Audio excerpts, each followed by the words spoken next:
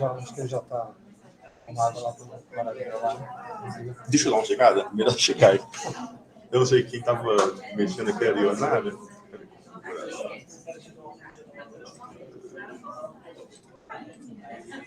Não. Beleza. Já está gravando? Não. Ah, tá? Não, não. Aqui, professor.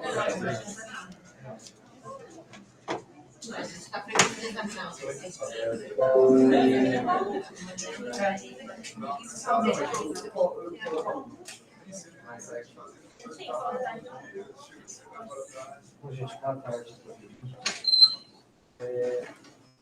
Bom, eu tenho conhecido a Marcela, tá? E a ideia é a gente conversar ainda na parte de estatística. Hoje a ideia é só conversar sobre amostras e populações, né? Conversa rápida de poucos minutos mesmo. Só que depois eu queria fazer uma brincadeira com vocês. Eu só lembrar da primeira vez que a gente conversou sobre esse tema, e a estatística é uma parte muito pequena do que se chama evidência, que também é uma parte pequena do que a gente faz a Vera Leite. Tá? Estatística tem todos os seus problemas. Né? Começando que a gente tinha conversado outra vez, que a estatística frequentista divide em sim ou não, e eu acho que os nossos raciocínios não podem ser desse jeito. A estatística bayesiana entrou no jogo agora para tentar dar uma amenizada nisso, mas também não sei onde que vai ser o limite disso. Tá? Mas uma parte da estatística é importante a gente saber. A estatística é descritiva. Por isso que no outro encontro a gente conversou sobre o que eram as medidas de tendência central, só para lembrar que a gente tem a média, mediana e a moda, que coisa bem usa, né? Coisa média e mediana.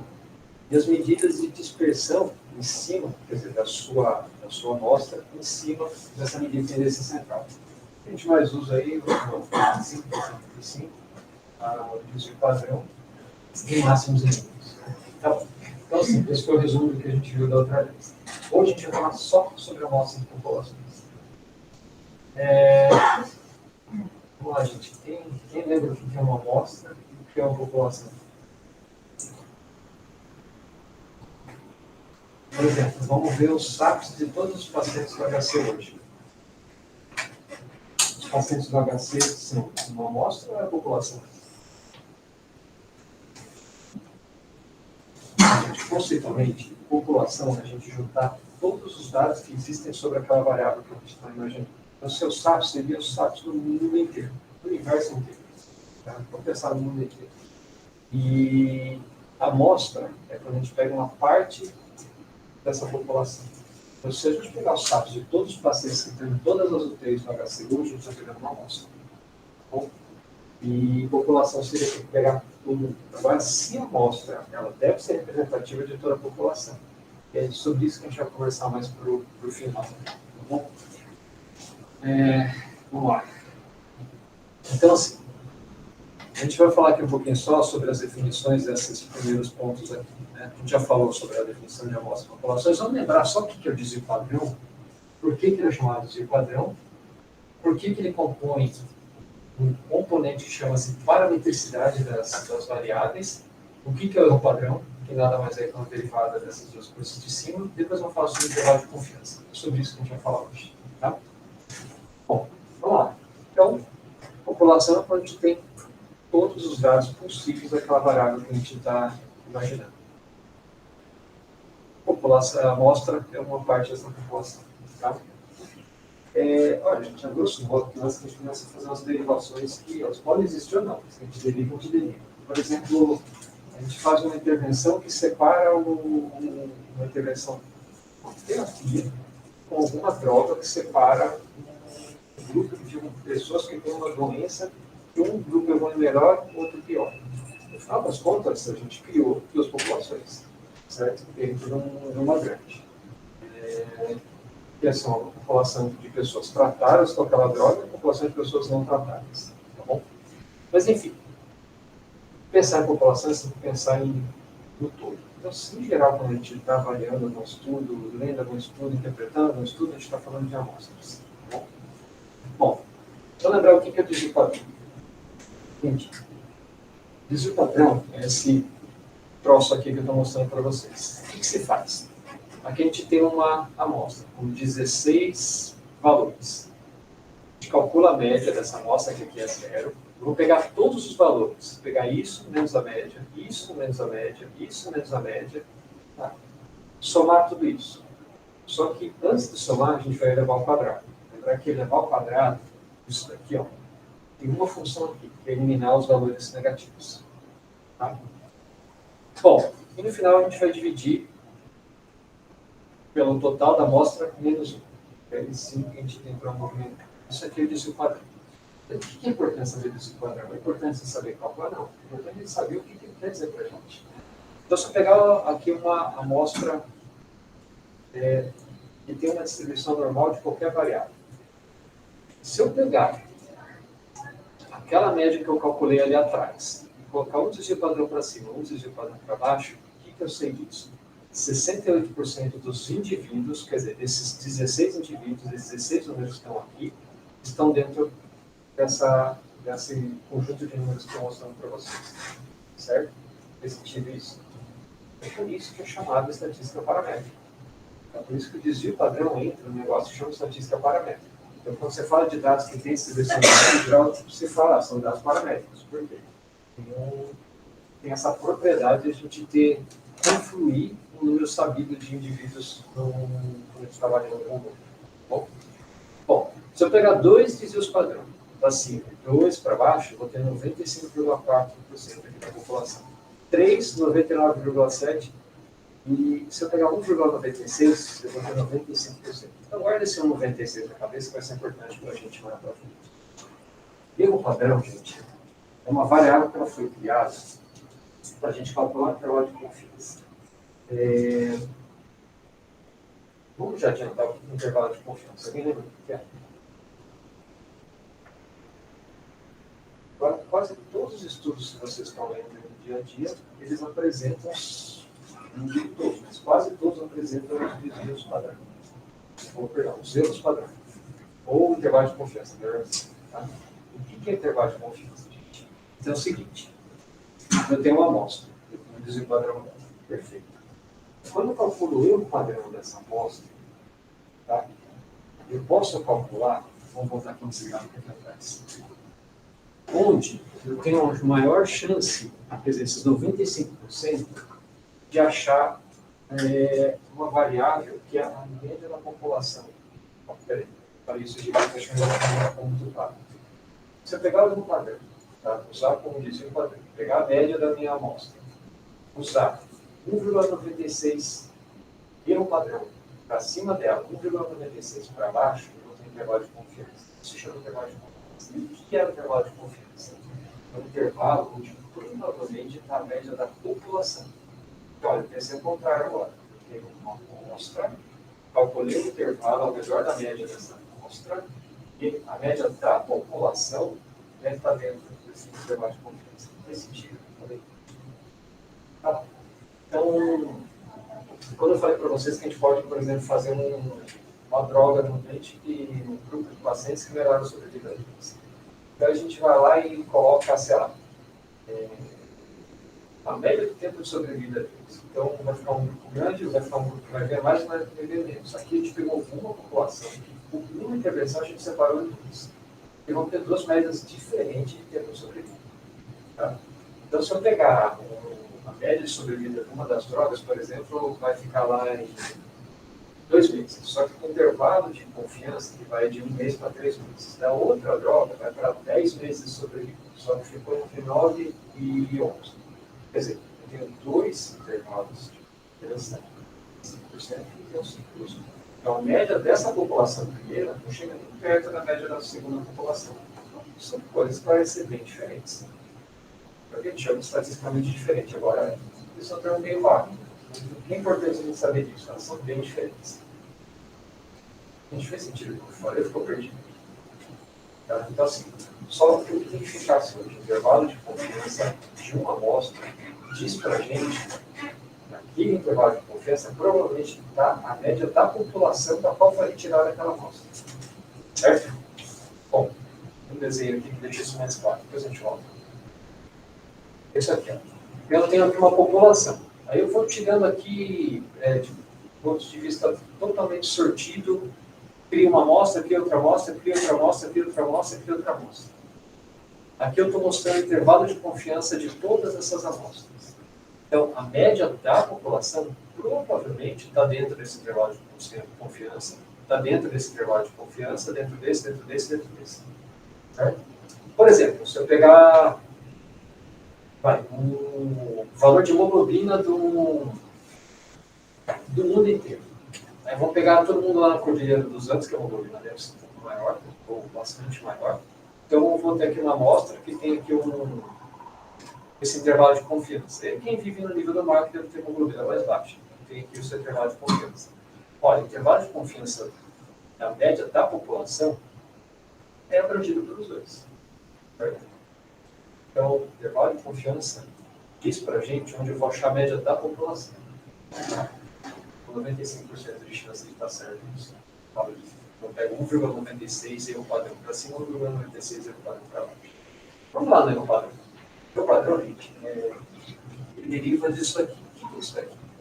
A gente pegar várias amostras que eu mostrei para vocês, a gente calcula a média das médias e a média dos desvios. O jeito para a gente extrapolar o desvio padrão da amostra para o erro padrão é pegar o desvio padrão, que é esse signo aqui, em cima de pela restaurada do erro. Isso aqui, toda essa matemática para chegar nisso.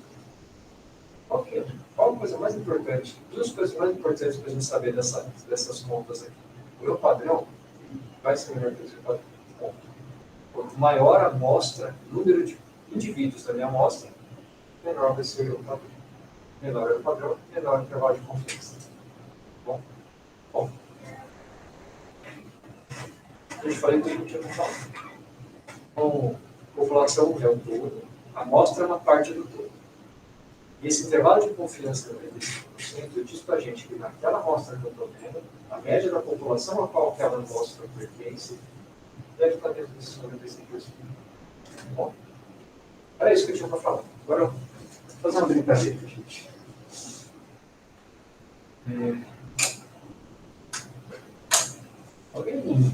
Alguém se aventurou a mexer com R, por acaso?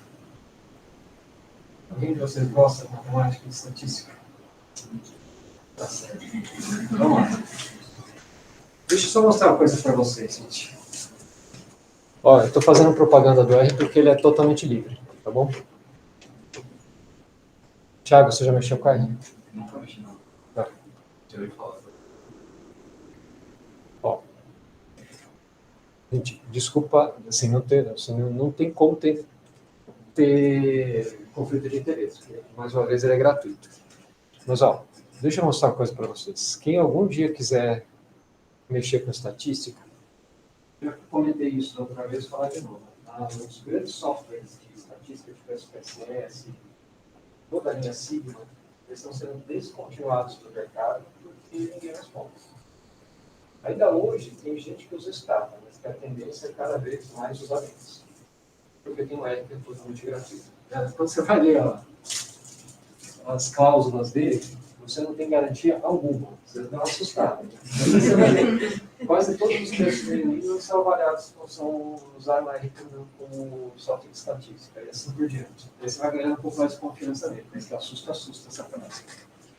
Bom,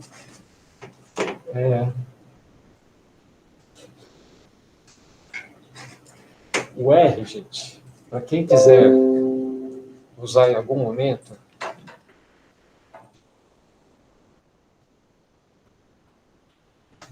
só lembrar, R não é uma linguagem de programação. A linguagem de programação que o R usa é o C++. Então, o que o R, que é o consórcio que montou o R, fez foi pegar o C++ e criar pacotes, quer dizer, toda já a programação que vem mastigada para a gente usar para fazer estatística.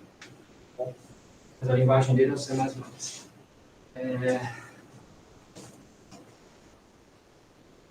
Para a inteligência artificial, o R não tem uma performance boa. Para quem mexe com inteligência artificial, usa o Python hoje em dia. Tá bom? Então, ó, esse aqui é o site do R, gente. Para baixar, é só ir seguindo o que ele vai falando aqui. Você não precisa ser administrador do computador, quer dizer, qualquer computador aqui da HC consegue instalar. O único problema é que quando a gente instala, a gente usa toda a memória RAM. Então, mexer com grandes bancos de dados não é possível com ele nessa situação, tá? Estou abrindo. Aqui. Esse aqui é o R, a cara dele. Ó, gente, vou fazer o seguinte, eu vou escrever, mas vamos lembrando aqui alguns conceitos no que a gente for escrever aqui. O que acontece aqui? Se eu escrever qualquer coisa aqui, eu estou perguntando direto para o processador, ele vai me responder. Lembrar que existe um jeito de a gente fazer um rascunho disso, que é abrir um script extra aqui. Isso aqui.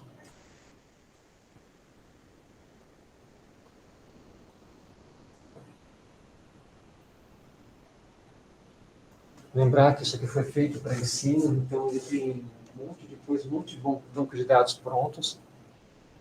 Bom, vamos fazer o seguinte, gente. Vamos então imaginar o seguinte, vamos juntar 3 UTIs à ALAG, no ensino. Tem o GS, o GN e a FF, certo? Na verdade, a FF é outra lado, mas vamos juntar todo aquele lado de lá. Vamos supor que a gente pegou todos os SAPs dos pacientes lá, certo? Em 1 ano de internações. Então, vamos criar uma população de... Vou chamar de população, só existem as 3 UTIs, vamos supor isso. Vamos criar aqui, então, uma distribuição com 9.000 pacientes que passaram por lá, certo? Você tem ideia do SAPS médio das UTIs clínicas? O SAPS médio das duas juntas é em torno de 60. E a mortalidade prevista predita em torno de 35% a 40%, um pouco maior aqui no Brasil, 50 e pouco, mas 35, 40 no SAPS médio, no Logit médio, tá? Então, vamos chamar de 60 aqui, vamos criar uma média de 60 com... vamos para um desvio padrão de 20. Esse R-norm é um comando para criar distribuições. Então, o que o R vai fazer aqui? Ele vai criar um banco de dados para a gente, com 9.000 indivíduos, tá? Com uma média de SAPS de 60 e um desvio padrão de 20. Certo? Vamos lá, então. Vamos ver quem que ele... ele passou, o que eu fiz aqui, eu pedi para ele executar, ele passou para cá. Vamos ver o que ele...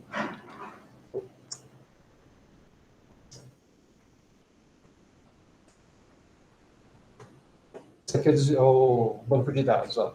Isso aqui é o número 8.997, é esse dado aqui. Esse aqui é 98, 99 e 9.000. Tá?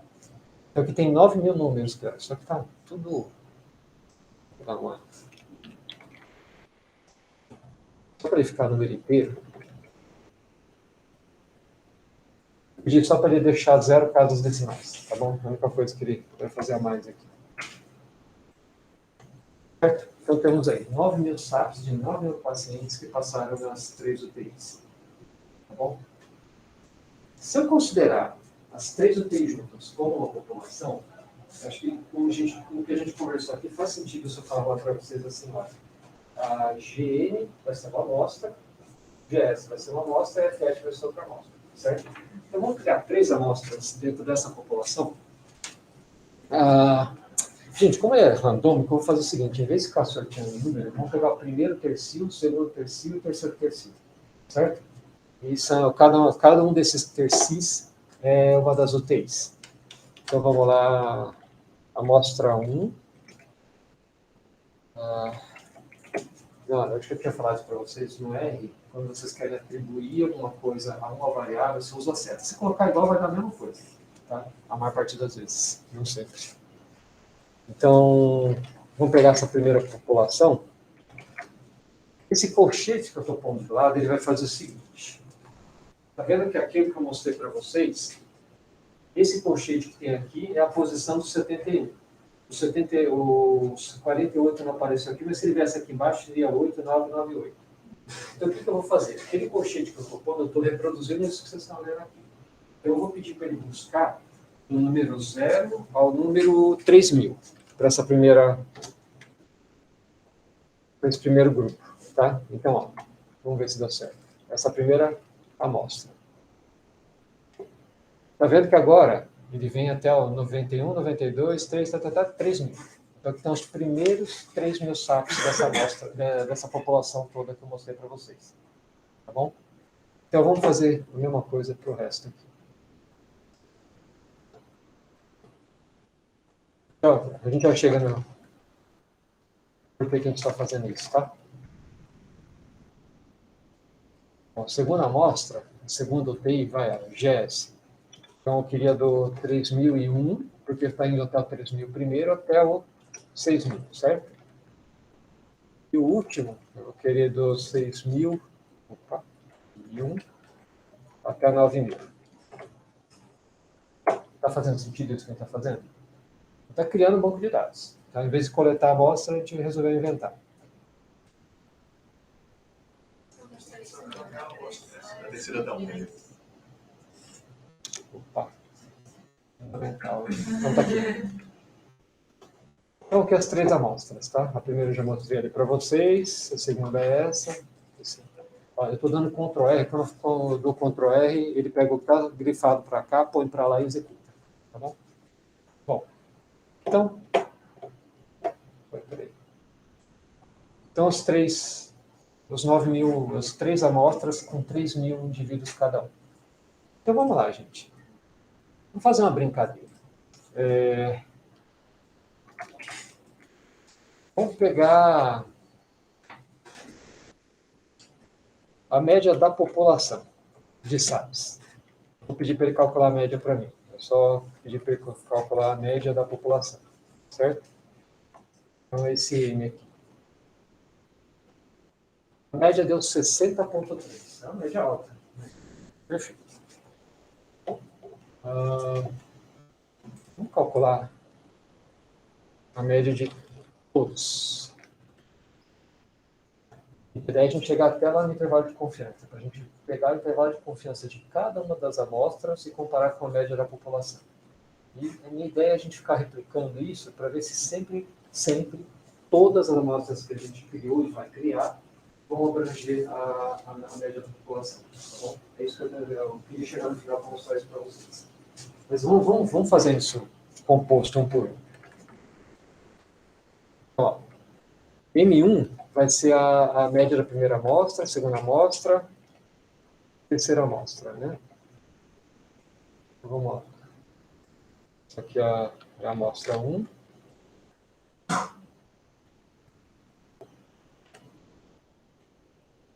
Dois. Tá bom. Vamos calcular tudo agora e vamos ver como é que ficou. Ó, então a gente já viu a média da população da primeira amostra de 60,14, muito parecido, né? Que já era de se esperar, ainda mais uma amostra tão grande. 60,13 a segunda e 60,6 a terceira. Maravilha. Então vamos lá, gente. A gente quer chegar no intervalo de confiança. Então, para chegar no intervalo de confiança, a gente vai precisar calcular um padrão. Certo?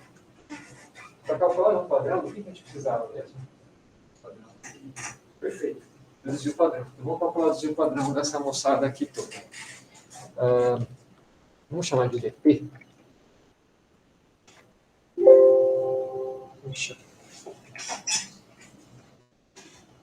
Para o R, para o C+, desvio padrão é standard deviation, nesse nível, tá? É o seguinte, só não queira dar dupla, só não queira das escorregantes que eu posso.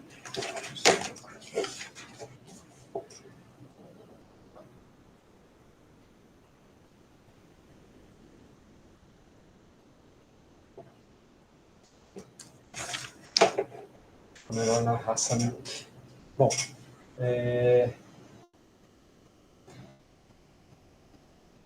então, assim, esse DP, vamos chamar de DP1, ele vai calcular o desvio padrão da amostra 1, certo? Então, vamos lá.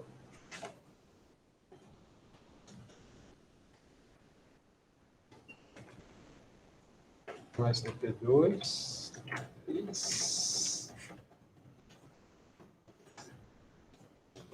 DP3, certo? Então, vamos lá. Pedir para ele fazer isso para a gente.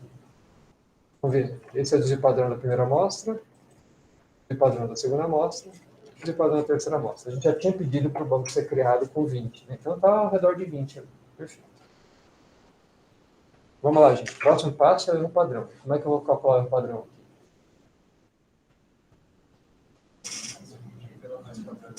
Perfeito. Pegar os desvios padrão de cada uma das amostras e dividir pela raiz quadrada do erro. Cada um deles aqui tem 3.000. Tá? Se eu não soubesse, a gente criou o banco assim, mas se eu não soubesse, um jeito que eu posso fazer no R para ele me dizer é perguntar. Vamos ver da amostra 1, qual que é o tamanho dela. Tá? 3.000. Então, nem sempre a gente vai saber tudo, né? Então, vamos lá. A gente vai calcular o erro padrão da primeira. Vai ser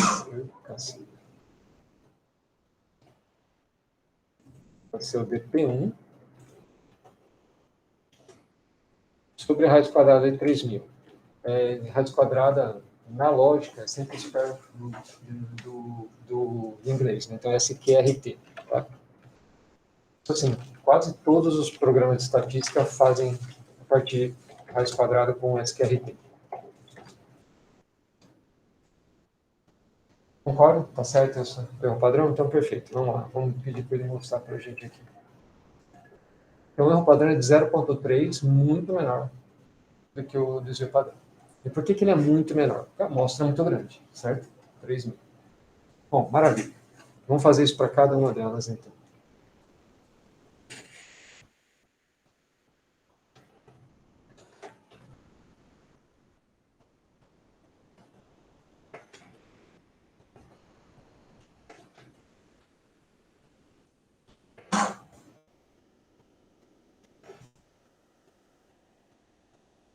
Ó, gente, a gente vai calcular, os valores vão ser muito parecidos de novo. Né?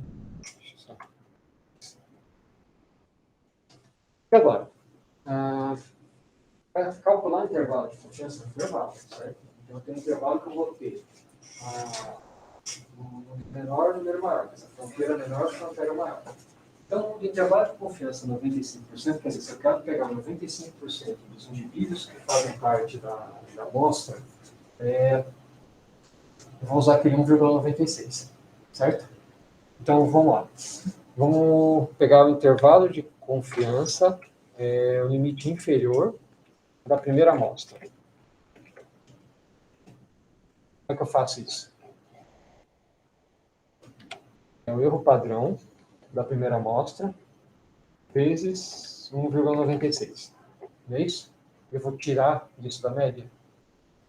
Tá, perfeito. Então, que é a média M1. Agora vamos fazer... Nossa, aqui.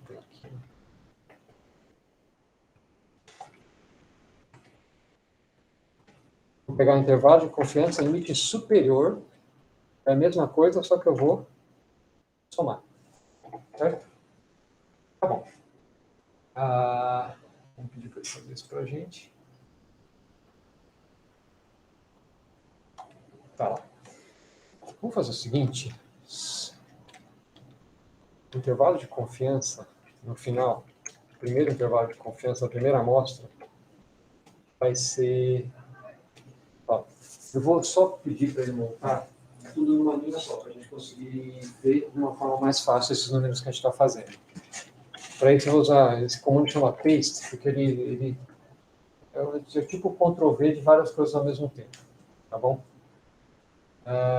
Então vamos pegar o intervalo de confiança, vírgula, para deixar um traço entre eles.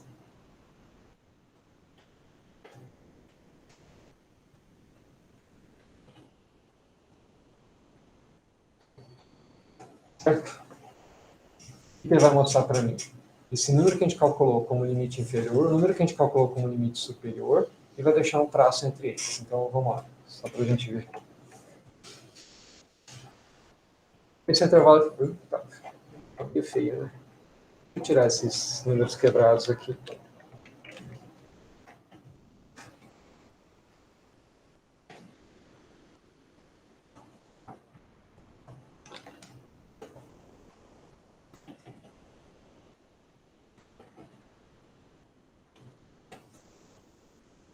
De novo.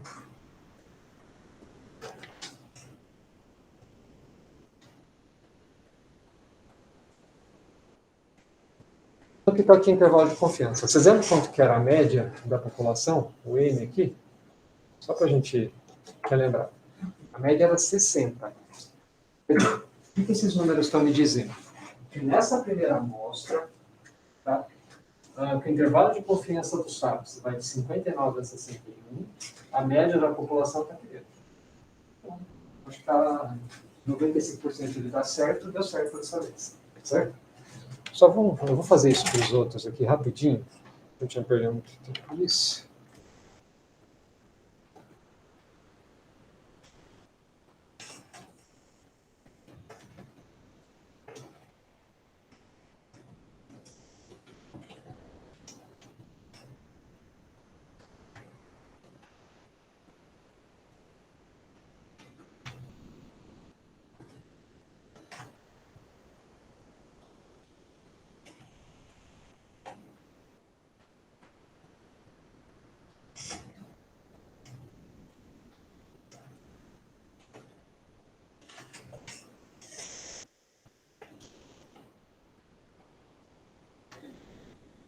A gente vai vendo aí se eu não estou errando nada aqui. Que a chance de errar é quase 100%.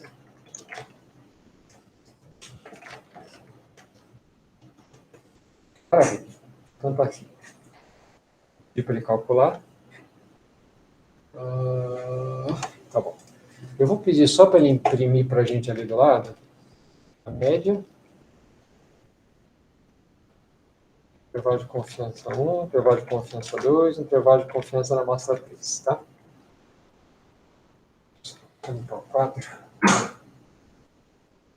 Olha que interessante. A média de SAPs das 3 UTIs juntas é 60. O intervalo de confiança da primeira, entre 59 e 60, ficaram todos quase iguais aqui, certo? Vou fazer uma brincadeira, então. Ó, eu vou fazer isso de novo, só que tudo junto agora. Bom, tudo parecido ainda. Pedi para ele fazer de novo.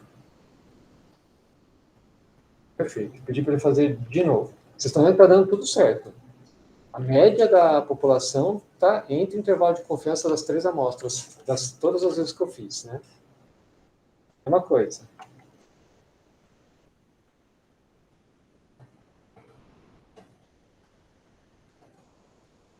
Vou fazer o seguinte, deixa eu aumentar a chance dele errar. Vou aumentar o desvio padrão aqui.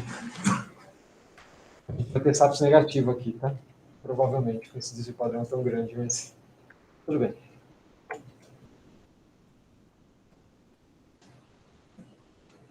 Tudo certo ainda. Tudo certo ainda. Tudo certo ainda. Ah, olha a última amostra. O que aconteceu? Olha, como tem número quebrado, pode ser que o que a gente está vendo aqui não é real, mas a média está fora do intervalo de confiança, certo? Dá para falar que essa amostra não representa a população?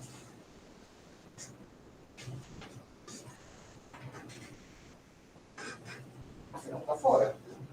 A gente não dá. A gente fez as contas para acertar 95% das vezes. Tanto que a gente pegou o mesmo grupão e foi dividir os grupinhos.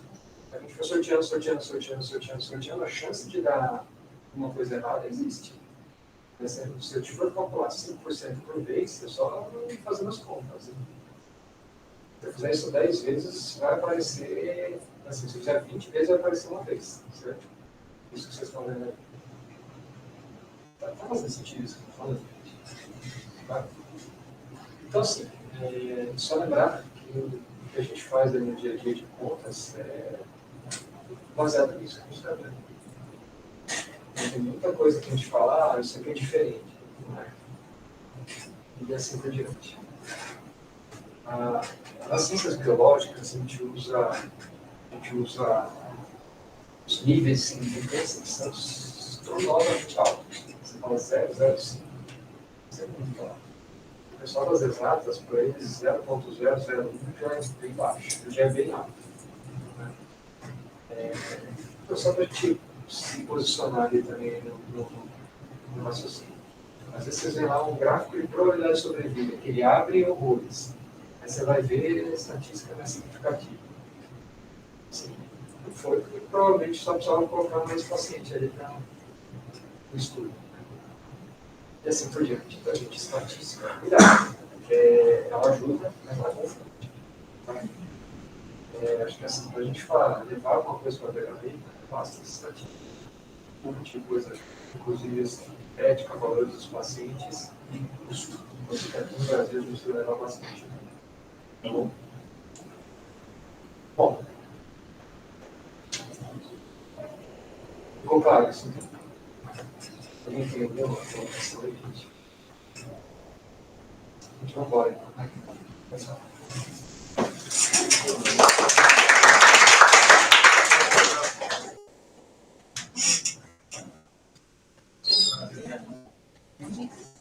No trabalho, as coisas não vai pagar. Estatística de outlier. É a partir de quantos dias, padre?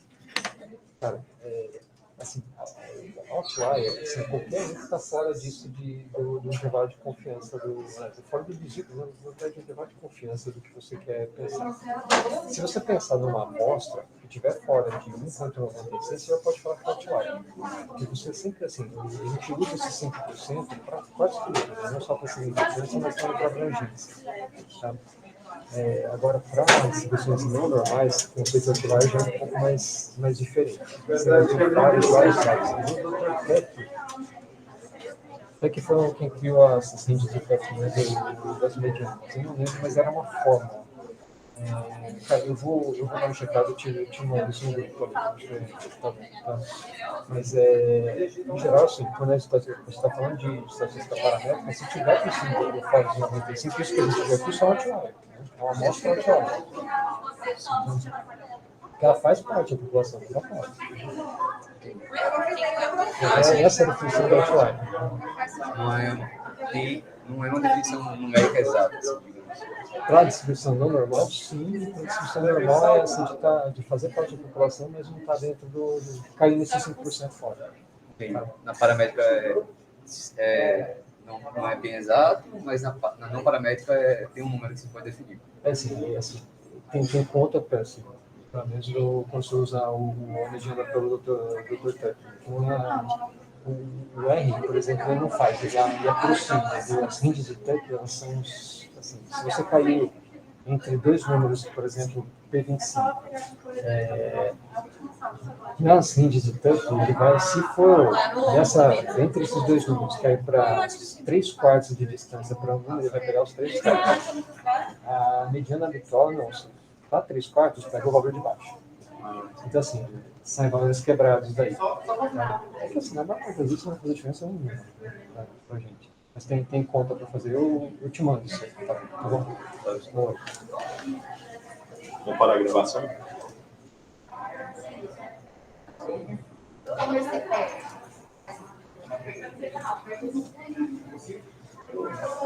Manda aí, Thiago.